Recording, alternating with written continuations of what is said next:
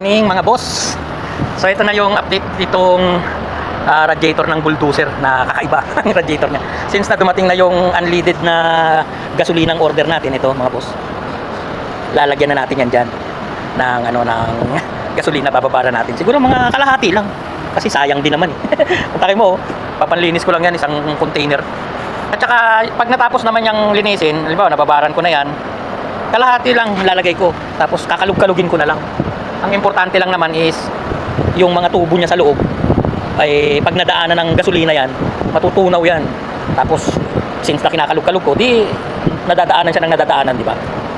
Kaya hindi ko na kailangan punuin. Kung diesel sana, pupunuin ko. Maraming diesel dito eh. Kaya lang gasolina to eh. Marami rin gasolina, kaya lang sayang kasi na panghinayang din. Tapos yung pag dinrain ko, yung gasolina nga na pinanlinis dyan, dito ko naman siya ililinis, mga boss. Yan. So, lilinisin yan. Ayan, oh. Matatanggal yan sa gasolina, yung mga yan. Tsaka yung loob ng tubo nito. Ayan, yung butas na yan, tubo yan. Lilinisin natin yan. May mga kapit-kapit na langis yan. Kaya, hindi rin masasayang yung gasolinang ipanlilinis ko roon. Di ba? Kumbaga, double purpose. So, ano ngayon, mga boss? Friday ngayon, Friday. So, Friday ngayon, nag-overtime ako.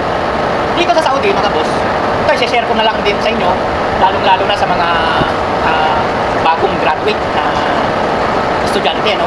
Wala pa kayong experience sa trabaho, diba? So may hirapan mostly kasi yung mga kumpanya naghahanap ng work experience bago kayo matanggap.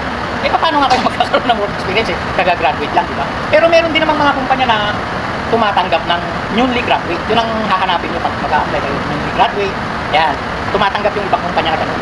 Tapos, kung ano man yung kurso na natapos nyo, o kung magpapactory man kayo, na wala kayong experience, huwag kayong mag-alala. Kasi, di ba, marami sa atin na 4th year lang, titigil na ng pag-aaral kasi hindi na kaya, di ba? So, ang mangyayari, magpapactory worker na lang. Since na wala pang experience, tawag dito, kakaba-kaba, di ba? Ako, naramdaman ko rin yan. Siyempre, naranasan ko rin yan noon. Wala naman akong experience sa trabaho. Pero since na bago nga kayo, kailangan maging open-minded kayo. Yan. Tsaka doon naman sa kumpanya na papasukan nyo, factory man yan o opisina, ano man natapos ng kurso, meron namang magte-trainan sa inyo. Halimbawa, sa trabaho, okay? May magte-train sa inyo yan. Kung hindi leadman, foreman, supervisor, ganyan. Kaya yung mismong kasamahan mo na, tuturuan ka nun kung ano yung gagawin mo. Hanggang sa later on, magkakaroon ka na ng experience, malalaman mo na, kaunti-unti. Yan, ganun yan, mga boss.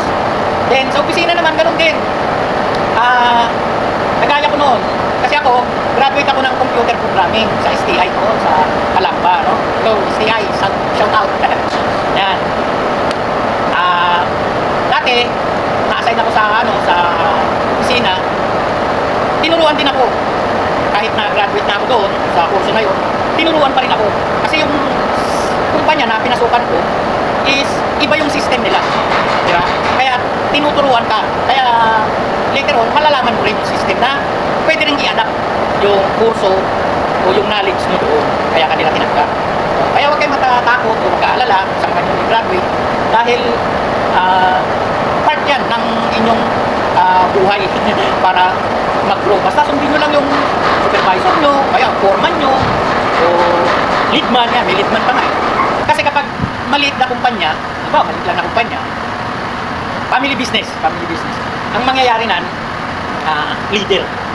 May-ari at saka leader. Kaya, yung leader, yun yung magtuturo sa iyo. Kumbaga, yun yung pinagkakatiwalaan ng may-ari. Di ba? Ngayon kapag medyo malaki-laking kumpanya, meron na yung leader o kaya foreman, yan. Tapos kapag malaki na talaga ang kumpanya, meron na yung supervisor.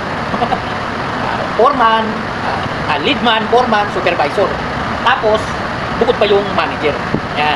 So, yung apat na yan, mostly hindi nawawala sa kumpanya yan. Kasi yung apat na yan, mga boss, yan yung mata at tenga ng kumpanya sa mga tao na.